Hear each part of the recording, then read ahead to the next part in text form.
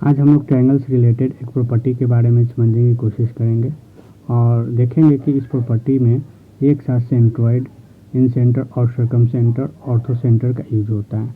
तो इस प्रॉपर्टी को पढ़ने से पहले हम लोग एक क्या करते हैं कि छोटा सा रिवीजन कर लेते हैं सेंट्रॉइड, ऑर्थो सेंटर, इन सेंटर और सर्कम सेंटर का। तो यहाँ पर जैसा कि हम लोग फिगर में देख रखे हैं कि एक फिगर बना हुआ है और इसमें क्या है कि ये जो है सेंट्रॉइड का काम कर रहा है। तो आइए पहले हम लोग सेंट्रॉइड समझने की कोशिश करते हैं कि आखिर ये सेंट्रॉइड होता क्या है।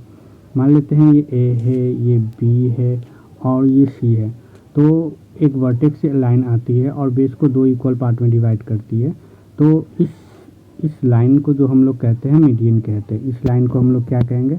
मीडियन कहेंगे। तो एक ट्रायंगल में तीन वर्टेक्स होते हैं, तो तीनों मिलकर ये क्या करते हैं? तीन वर्टेक्स बनाते हैं। तो ये जो पॉइंट होता है, जो जहाँ पर तीनों मीडियन आकर मिलता है, ये पॉइंट को हम लोग क्या कहते हैं? सेंट्रॉइड कहते हैं। इस पॉइंट को हम लोग जी से भी डिनोट करते हैं और इसको हम लोग जनरली क्या कहते हैं? सेंट्रॉइड कहते हैं। तो आइए हम लोग सेंट्रॉइड का छोटा सा एक रिवीजन कर लिए हैं। अब आगे की ओर बढ़ते हैं। अब यहाँ पर हम लोग इन सेंटर के बारे में समझने की कोशिश करते हैं। तो यहाँ पर इन सेंटर को पहले भी हम लोग समझ चुके हैं, लेकिन हम लोग देखते हैं कि एक ऐसा सर्कल जो ट्रायंगल के अंदर बनता है और उसको सेंटर को इन सेंटर कहते हैं। इसका प्रॉपर्टी क्या होता है कि ये लाइन के साइड जो होता है ना, ट्रायंगल का साइड पे ये परपेंडिकुलर होता है और ये सेंटर से ट्रायंगल का जो एंगल होता है ना, उसको दो इक्वल पार्ट में डिवाइड करता है, यानी बाइसेक्ट करता है।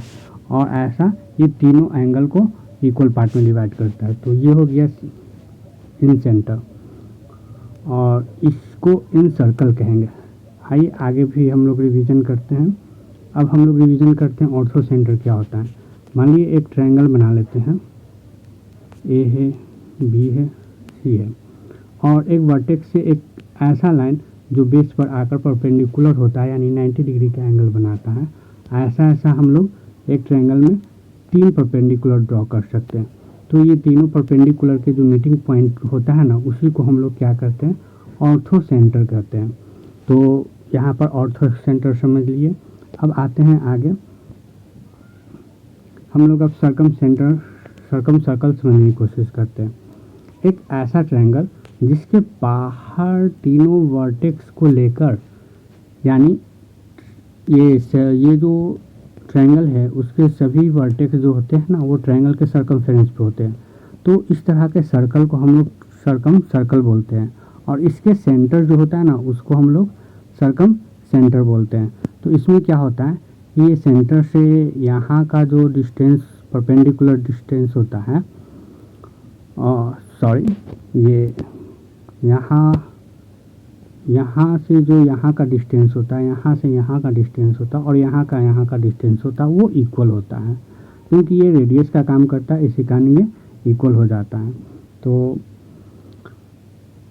और चूँकि ये सर्कम सेंटर बनाने के समय यहाँ पर हम लोग परपेंडिकुलर बाइसेक्ट करते हैं, तो यहाँ पर ये 90 डिग्री जो यहाँ दिखा रखा है, यहाँ पर 90 डिग्री, वो 90 डिग्री जो हम लोग परपेंडिकुलर बाइसेक्ट करने से सर्कम सेंटर बनता है। तो हम लोग पीछे वीडियो में इसको डिस्कस कर चुके थे डिटेल में, इसी कारण हम लोग यहाँ पर ज़्यादा डिटेल बात नहीं करते हैं। आइए हम लोग फिर से वो जो फर्स्ट थ्योरम की बात कर रहे थे, फर्स्ट कॉन्सेप्ट की बात कर रहे थे, उस पर बात करते हैं। तो हम लोग एक ब्रीफ नोट्स की तरह हम लोग एक समझ लिए हैं कि आखिर ये होता क्या है, सेंट्रॉइड क्या होता है, इन सेंटर क्या होता है, सर्कम सेंटर क्या होता है, ऑर्थो सेंटर क्या होता है। अब सारे को एक साथ हम लोग इम्प्लीमेंट करेंगे और समझेंगे कि क्या होता है। जैसा कि हम लोग यहाँ पर देख चुके हैं कि यहाँ पर इक्विलैटरल ट्रायंगल की बात हो रही है। तो एक इक्विलैटरल ट्रायंगल बनाते हैं। यहाँ पर इक्विलैटरल ट्रायंगल का मतलब ऑल साइड इक्वल होता है, मतलब कि यहाँ पर AC equal to AB equal to BC होगा। तो इसमें होता है क्या कि इक्विलैटरल ट्रायंगल में ये जो परपेंडिकुलर और मीडियन एक ही होता है, यहाँ से ये परपेंडिकुलर और मीडियन एक ही होता है, यहाँ से ये परपेंडिकुलर और मीडियन एक ही होता है। तो इस केस में क्या होता है, ये पॉइंट होता है जो सभी मीडियन या परपेंडिकुलर का मीटिंग पॉइंट होता है, वो एक ही होता है। और इस केस में क्या होता है कि ये सर्कम सर्कल बनाते हैं तो उसका भी सर्कल ये सेम ही यही पॉइंट होता है। और क्या होता है कि अगर ये यहाँ पर हम लोग इन सेंटर बनाते हैं तो उसका भी सेंटर ये एक ही पॉइंट होता है। तो इस केस में क्या होता है, जब इक्विलैटरल ट्रायंगल होता है उस केस में सेंट्रोइड, इन सेंटर, सर्कम सेंटर और ऑर्थो सेंटर एक ही पॉइंट होता है। हालांकि इस कॉन्सेप्ट से हम लोग को लॉन्ग क्वेश्चन नहीं बनाने को मिलता है, लेकिन हाँ कभी कभी ऑब्जेक्टिव या मल्टीपल चॉइस क्वेश्चंस में इस तरह का कॉन्सेप्ट हम लोग को देखने को मिल जाता है। जैसा कि यहाँ पर फिगर में दिखाया गया है, ये पॉइंट जो जी है वो सेंट्रोइड भी कह सकते हैं, उसको इन सेंटर भी कह सकते हैं, उसको सर्कम सेंटर भी कह सकते हैं, उसको ऑर्थो सेंटर कहते हैं। तो ये मैथ के स्टूडेंट को जानना बहुत ज़रूरी होता है। तो इस तरह से हम लोग इसको समझें। आज के लिए इतना ही, आगे फिर इसी तरह से एक नया कॉन्सेप्ट पर हम लोग बातें करते हैं। थैंक यू वेरी मच, मिलते हैं नेक्स्ट वीडियो में।